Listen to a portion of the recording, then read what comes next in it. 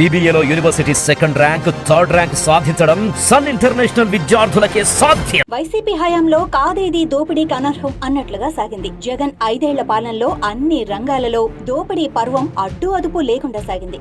జగన్ ఓటమి తర్వాత అవ్వాతాతలు అక్కా చెల్లెమ్మల సంక్షేమం కోసం తాను కోట్లు వెచ్చించానని, ఆ సంక్షేమ పథకాల లబ్ధిదారుల ఓట్లన్నీ ఎక్కడికి పోయాయి, ఏదో కుట్ర ఉంది కానీ ఆధారాలు లేవు, ఏం చేయలేం అంటూ నిర్వేదంగా మాట్లాడారు. కానీ జగన్ చెబుతున్న సంక్షేమ పథకాలు అర్హులైన లబ్ధిదారుల కంటే అనర్హులైన అస్మదీయులకే సింహభాగం అందాయని ఇప్పుడు వెలుగులోకి వచ్చింది.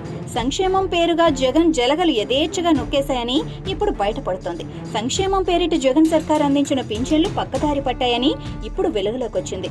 రాష్ట్ర వ్యాప్తంగా జగన్ హయాంలో లబ్ధిదారులకు కోత పెట్టి మరీ దాదాపు 2,50,000 దొంగ పింఛన్లు పంపిణీ చేసినట్లు వెలుగులోకి వచ్చింది.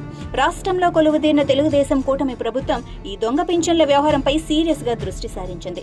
రాష్ట్రంలో అనేక మంది లబ్ధిదారులకు పింఛన్లు ఇవ్వకుండా జగన్ సర్కార్ తప్పుడు మార్గాల ద్వారా సొంత వారికి పెద్ద ఎత్తున ఈ సామాజిక పింఛన్లు అందించిందని తెలియవచ్చింది.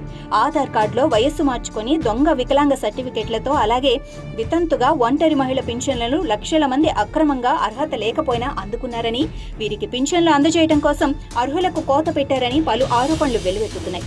ఈ నేపథ్యంలో అనర్హులకు కాకుండా అర్హులకే పింఛన్లు అందేలా చర్యలు తీసుకునేందుకు చంద్రబాబు సర్కార్ సమాయత్తమవుతోంది.